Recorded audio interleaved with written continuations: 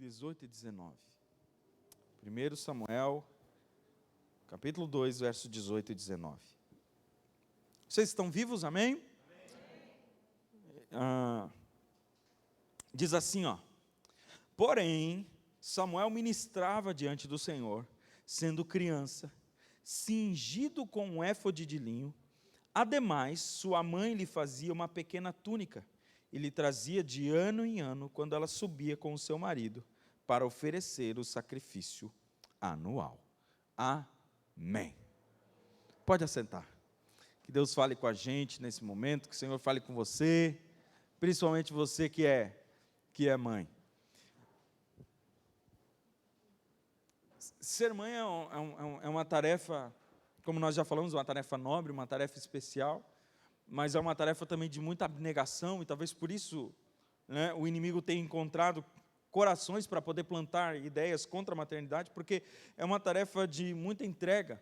Você vai lá, você gera com dores, você cria perto do seu peito, você amamenta, você cuida, aquela criança depende completamente de você, e depois de um tempo ela começa a desenvolver seus próprios passos, e você precisa começar a desenvolver uma espécie de desapego, no sentido de entregar, não no sentido de não amar, mas no sentido de entregar, de deixar partir para as pequenas coisas.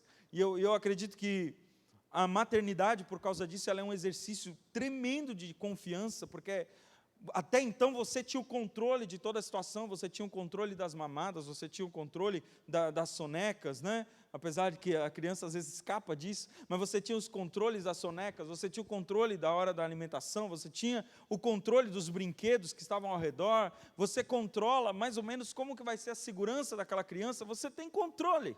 Mas conforme essa criança vai crescendo, vai desenvolvendo, você precisa começar também a entregá-la. E por isso que eu digo que é um exercício de confiança, porque quem é que vai segurar meu filho quando ele cair e eu não estiver por perto?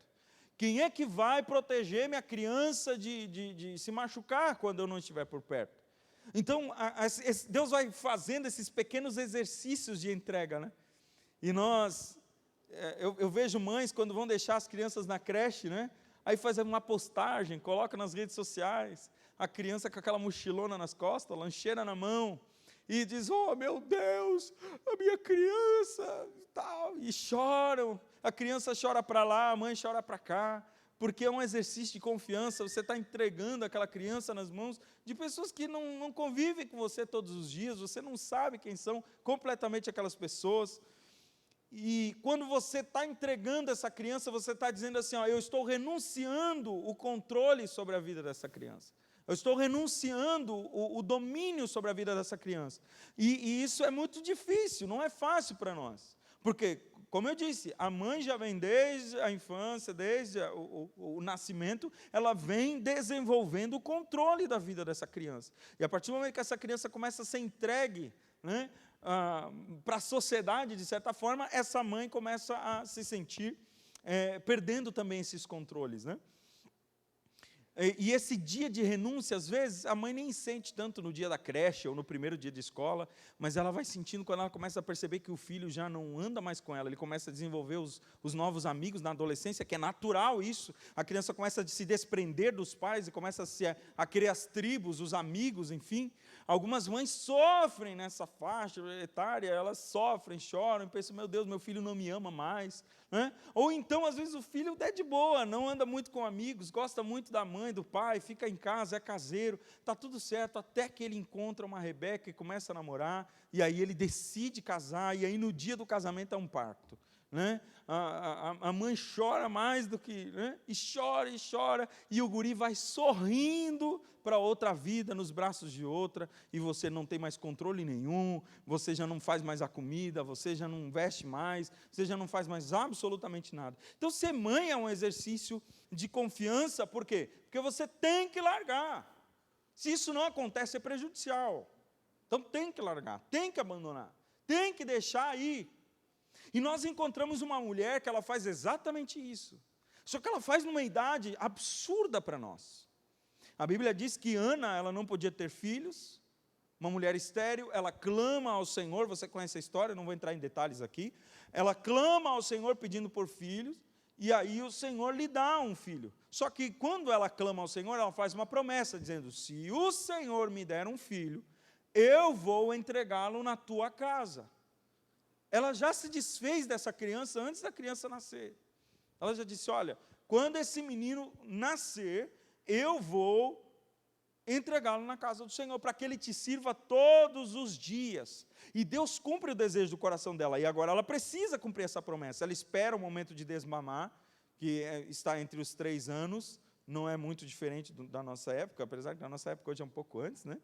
Mas 3 anos ali, o menino desmamou, e a mãe leva para Siló, para que esse menino seja entregue nas mãos do sacerdote Eli, para ser cuidado por Eli. Irmão, nós estamos falando de uma criança de 3 anos de idade.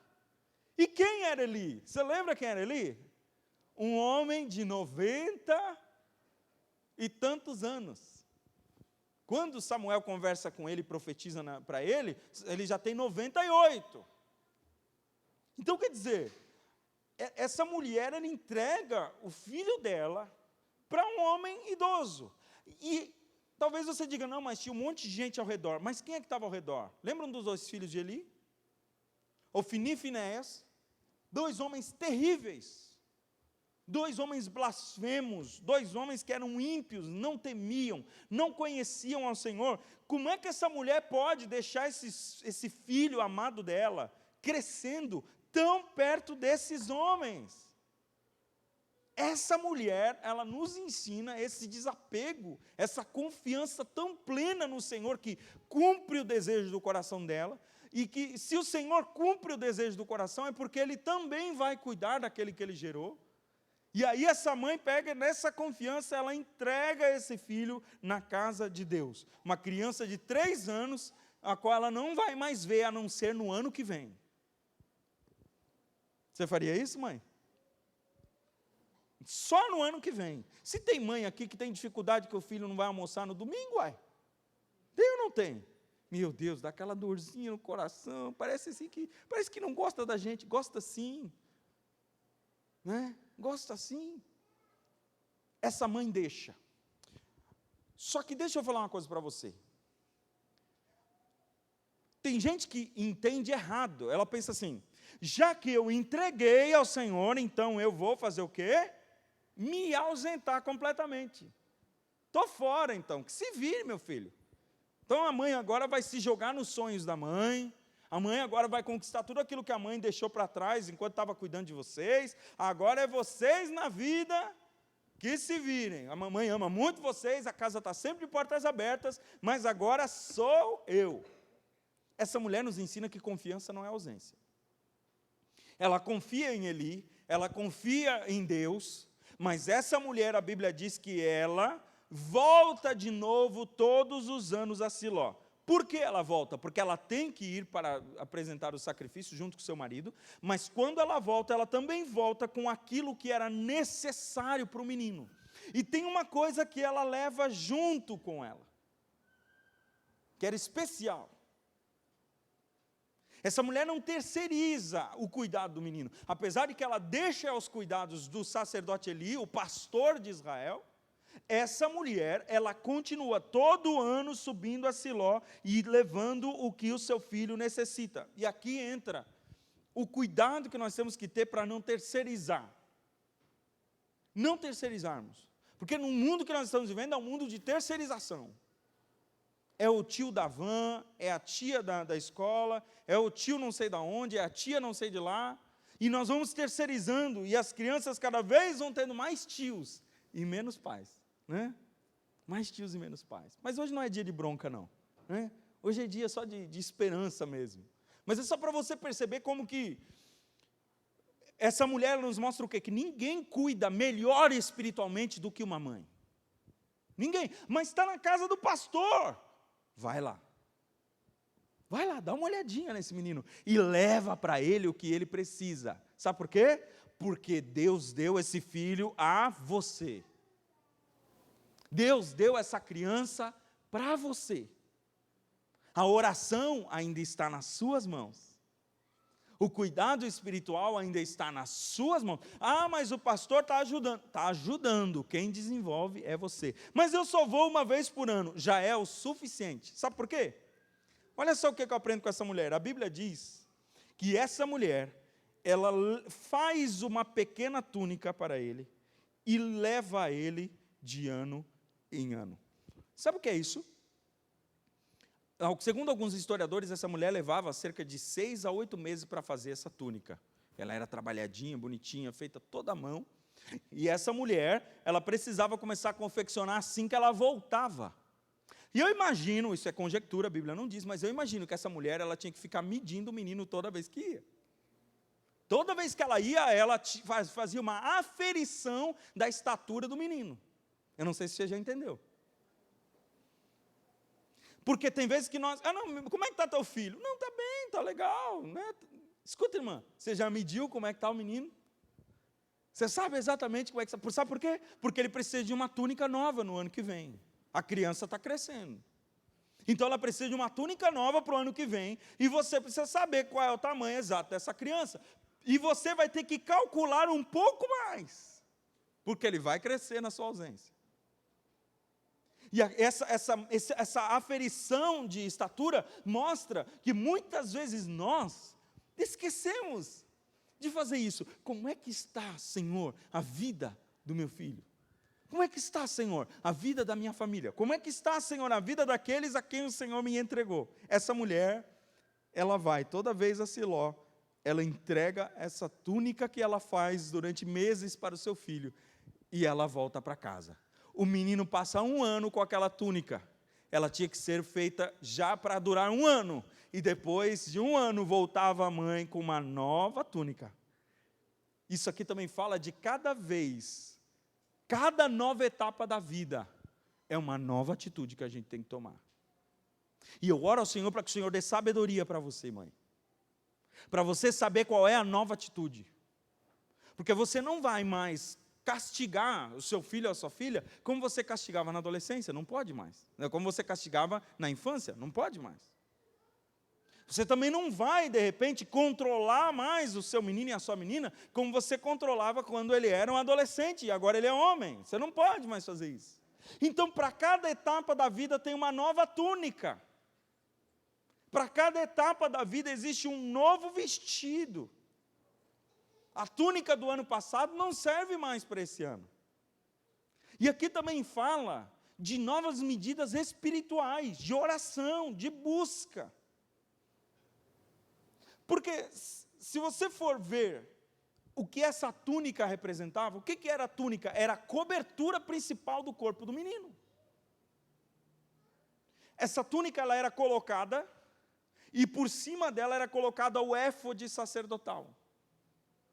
Ou a estola sacerdotal, enfim. Então, aquela roupa era a proteção do menino. Ela vinha até os joelhos e era a proteção do menino. A estola sacerdotal, ela não vinha até embaixo. Então, a roupa que realmente protegia esse menino, que era a cobertura dele, era a túnica que a mamãe fazia. A igreja dá a estola sacerdotal, mas a cobertura está na mão da mãe. A igreja dá o ministério, sim, a igreja traz essa ideia de que seu filho vai ser uma bênção, seu filho vai ser pastor, seu filho vai ser um ministro, seu filho vai ser um servo da casa do Senhor, amém, a igreja faz isso, mas quem cobre é a mãe. Quem está cobrindo a criança é a mãe. O básico da vida está acontecendo em casa. E sabe, gente, essa mãe faz uma coisa importante em segredo. O que ela está fazendo, ninguém vê. Pouca gente ia olhar por debaixo da roupa de Samuel e dizer, rapaz, que túnica bonita. Não, a estola sacerdotal cobria. Mas aquela mãe sabia. Por baixo daquela estola está o meu trabalho. Por baixo daquela pompa de menino preparado para sacerdote, estão as minhas orações. Por baixo daquele pastor, estão os meus joelhos. O meu trabalho em secreto está lá. Eu sei que é simples isso aqui. Mas depois que a gente aprende, e depois que a gente aprende o valor da mãe na vida de um homem, na vida de uma mulher, o valor da oração, da busca, da cobertura espiritual na vida de uma pessoa, nós não podemos mais negligenciar essas verdades que Ana nos ensina aqui. Ela usava linha, agulha, e era ali que o ministério de Samuel estava acontecendo. Era ali, enquanto ela estava sozinha em casa, com linha e agulha. Ninguém imaginava que por trás da roupa de sacerdote estava aquela roupa que a mãe tinha feito. Sabe, gente, a maioria das vezes, o maior trabalho de Deus está no secreto. Eu já contei para vocês. Uma vez eu estava pregando num grande congresso, e veio um rapaz à frente. E eu fiquei tão feliz, eu pensei, cara, hoje a mensagem arrebentou, aquele cara veio chorando assim, sabe? E eu disse, hoje Deus me usou. Hoje, olha só. E na hora o Espírito Santo me castigou. O Espírito Santo disse, rapaz, você não fez nada. Tem uma mãe que ora há anos por esse menino. Você só foi mais um que colocou você colocou a última pedrinha que precisava. Mas o que trouxe esse menino até aqui, chorando desse jeito, humilhado desse jeito, se abrindo para Deus desse jeito, não foi sua pregação, não se engana. Tem uma mãe por trás. Tem uma mãe orando. Esse menino, ele tem cobertura espiritual. Por trás das grandes pregações que há no mundo, tem uma senhorinha de joelho, clamando a Jesus nas madrugadas, orando, chorando pelos seus. Por trás dos grandes ministérios tem as mulheres, irmãs de oração. Por trás dos grandes homens que nós conhecemos, tem mães que não são citadas, talvez nem lembradas nas homenagens, mas que estiveram lá, com seus joelhos dobrados diante do Senhor, clamando todos os dias, fazendo o trabalho secreto da túnica. Do you understand me? Yes.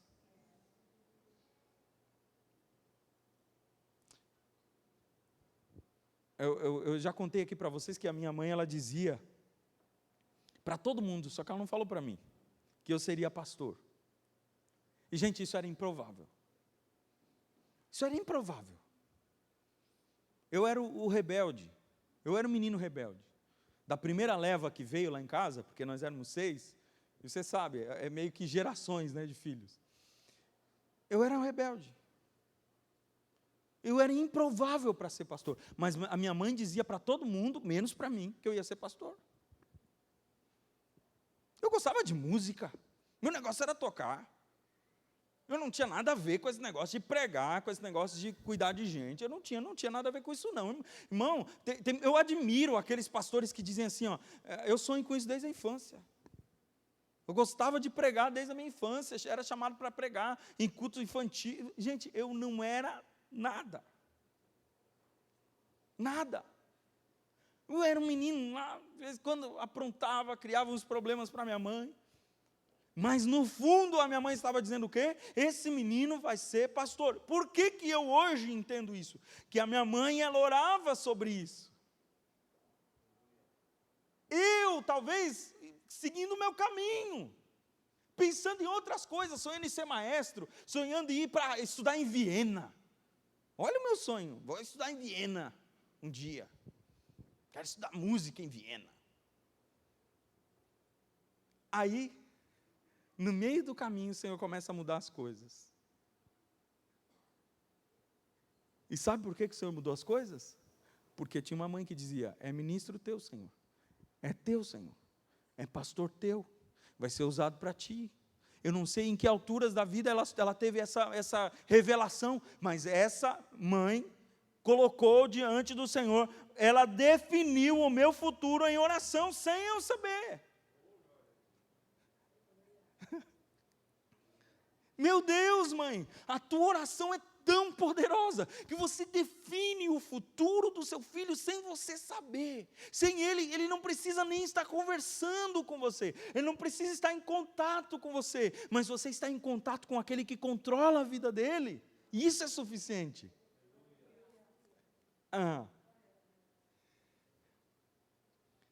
Eu sempre digo isso, que ninguém está mais perto de magoar uma mãe do que um filho. Falei ontem para os adolescentes aqui sobre honrar pai e mãe, e eu disse para eles assim, ninguém está mais perto de machucar a mãe de vocês do que vocês.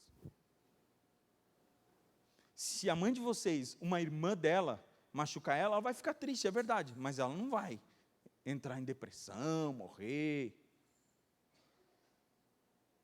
Agora, se você magoar o coração da sua mãe, a sua mãe vai ficar arrasada. Sabe por quê? Porque está perto do coração. Só que o inverso também é verdadeiro. Quem é que está mais próximo de abençoar o seu filho e orar por ele?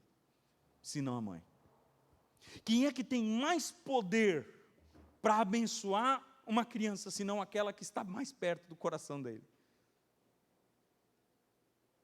Então, quando nós vemos essa ideia de pais orando por filhos, nós aprendemos com Jó isso, que a Bíblia diz, Jó capítulo de número 1, que Jó levava os seus filhos em oração, de madrugada ele levantava um holocausto ao Senhor, e ele levava cada um dos seus 10 filhos em oração. Ele não trazia os seus filhos ali, mas a Bíblia diz que ele trazia e pensava no nome de cada filho, enquanto fazia um sacrifício, dizia, talvez os meus filhos tenham pecado contra o Senhor, e por isso eu já vou me antecipar pedindo perdão.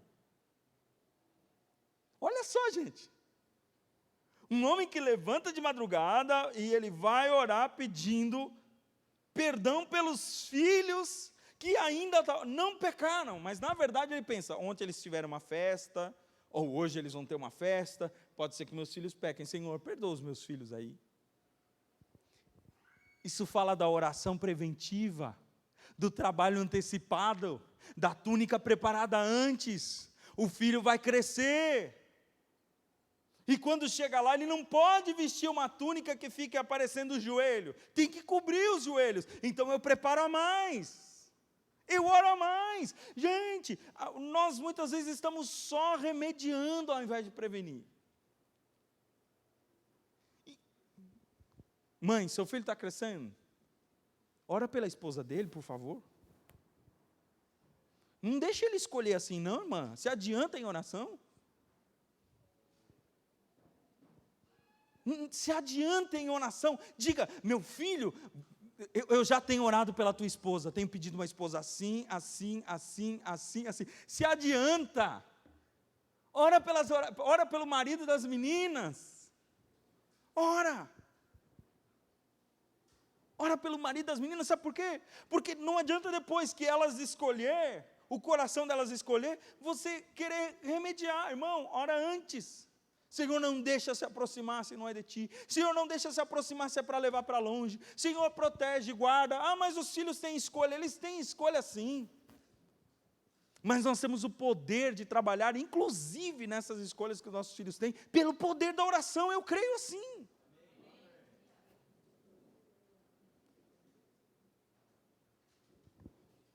E eu vou me encaminhar para o final, hoje a mensagem é mais curtinha. Mas para você ver como você tem esse poder de se antecipar às coisas. Talvez você nunca ouviu o nome de Elizabeth Newton. Elizabeth Newton era uma moça jovem, ela teve um filho bem nova. O marido dela era capitão de navios, então ele vivia viajando, sumia do mapa numa época em que viagens duravam meses. E ela ficava sozinha com o menino, muito crente, muito fiel, muito temente a Deus. Ela levava o menino para a igreja, ensinava ele português, matemática, no caso a língua deles, né, que era o inglês britânico, e ensinava a lógica, a retórica, todas aquelas matérias da educação clássica, ela ensinava. Ensinava música. E ela orava em cima desse menino, dizendo assim, Senhor, esse menino é ministro teu, ele é pastor teu. Ela orava e chorava e dizia: Senhor, meu filho é ministro teu, meu filho é pastor teu, Senhor. Ele é para ser usado por ti, ele é para ser usado para a tua glória. Sabe o que aconteceu com o menino? Gente, a Elizabeth Newton, quando ele ia completar 7 anos, ela pegou uma tuberculose, numa época que era uma doença de morte, e ela veio a falecer. O pai, para não deixar o menino sozinho, se casou com uma mulher qualquer. A madrasta não queria saber das coisas de Deus, e também nem queria saber do menino. O menino se enveredou por um caminho de rebeldia. Muito cedo ele já começou a ser senhor de escravos. Com 13 anos de idade ele começou a negociar escravos. E ele andava nos navios com o seu pai negociando escravos. E nessas viagens que ele fez, ele acabou várias vezes passando perigos de morte. Ficou preso na África durante 1 ano, passando fome, quase morreu. Longe de Deus, fazendo tudo o que viesse à cabeça. Parecia assim que a mãe tinha desaparecido, as coisas que a mãe tinha ensinado tinham desaparecido, as orações da mãe tinham desaparecido. Até um dia que esse homem, ele enfrenta um naufrágio terrível. E quando ele percebe que vai morrer, segurando no timão do navio, quando ele percebe que ele vai morrer, que não tem mais volta, que o navio se quebrou, que todo mundo ia morrer, inclusive ele começa a chorar e desesperado ele lembra: Deus da minha mãe, salva-me! Deus da minha mãe, salva-me! E naquela hora o Senhor o socorreu, o mar parece que se acalmou, e John Newton conseguiu se salvar. A gente não conhece muito de John Newton. Só que se eu fizer isso aqui para você, você vai reconhecer.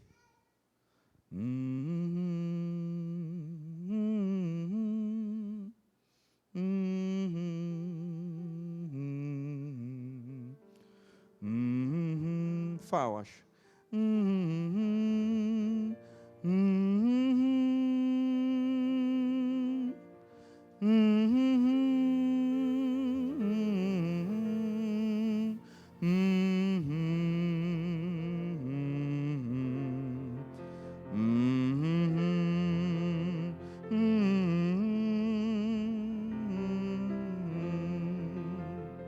Lembrou?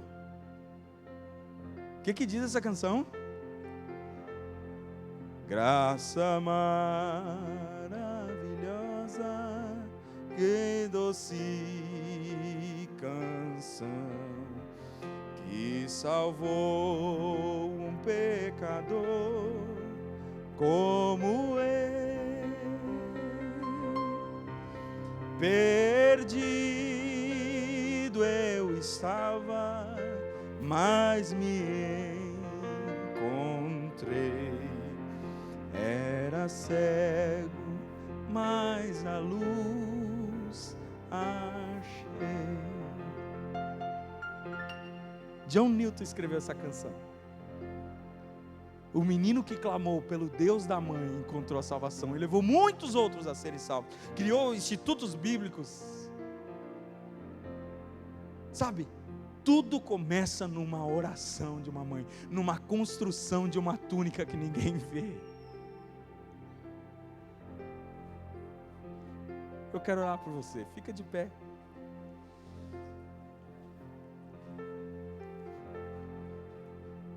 Sabe, mãe, talvez você cansou de pedir, cansou de orar por algumas coisas. E a palavra do Senhor hoje é: escuta, consola o teu coração e continua fazendo a costura. Continua fazendo a costura, não para de costurar. Porque o que o sacerdote precisa para se cobrir do frio, e o que cobre a real nudez dele, não é a estola sacerdotal, é a túnica feita em casa. O Espírito Santo me revela uma mãe, que o seu filho está em casa agora. Eu não sei dizer quem é, viu? O Senhor não me mostrou, eu não sei, eu só sei que tem uma mãe entre nós aqui, que seu filho está em casa agora.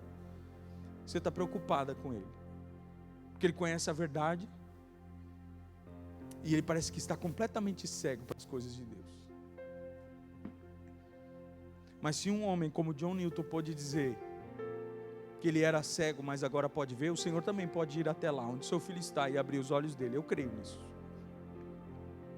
Consola o teu coração, mãe.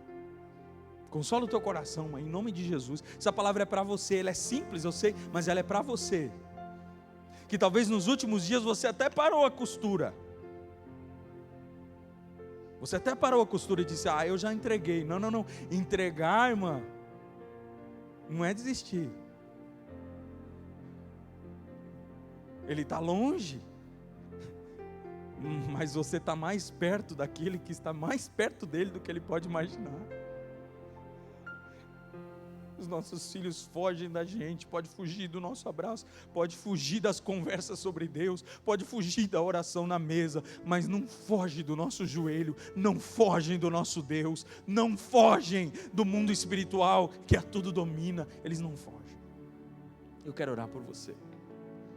Hoje a minha palavra para você é de consolo. Você ainda vai ouvir em vida os filhos de vocês agradecendo. Você vai. E eles vão dizer: obrigado pelas túnicas, mãe. Obrigado pelas túnicas. Pelas coisas que a mãe fez enquanto nós estávamos ausentes. Aleluia. Põe a mão no seu coração, mamãe. No final a gente te chama aqui na frente. Mas agora eu quero orar por você nesse aspecto. Senhor,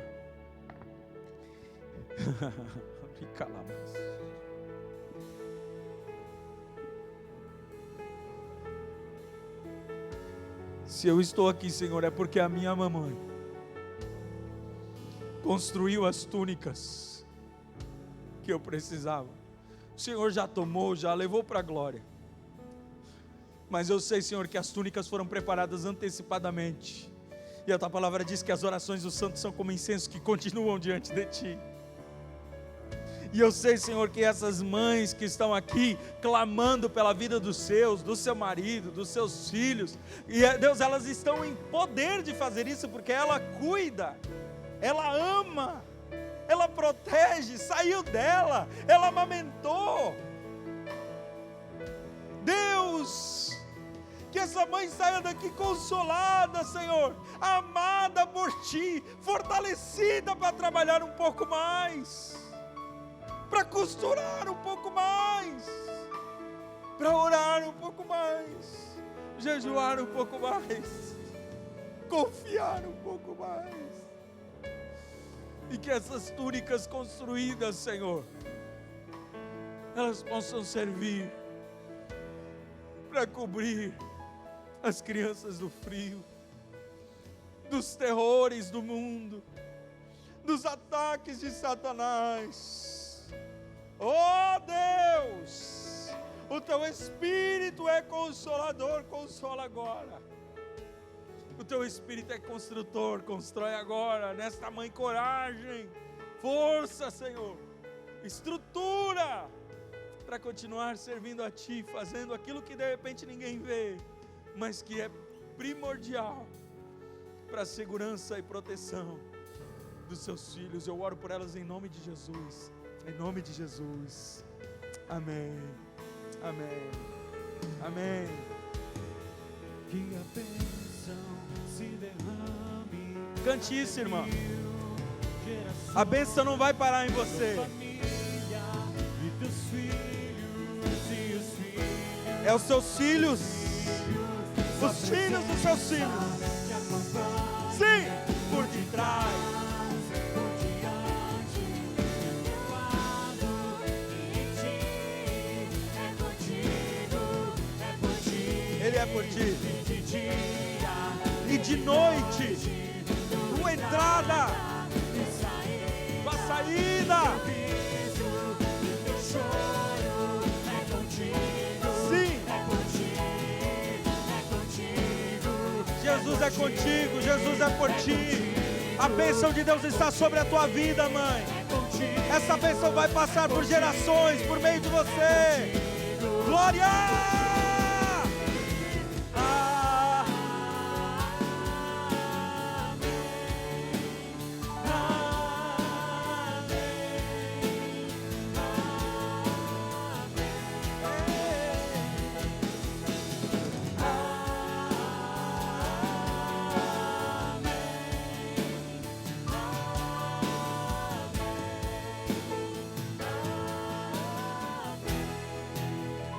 Glória a Deus. Você pode aplaudir a Jesus? Sente por alguns instantes. Nós vamos receber.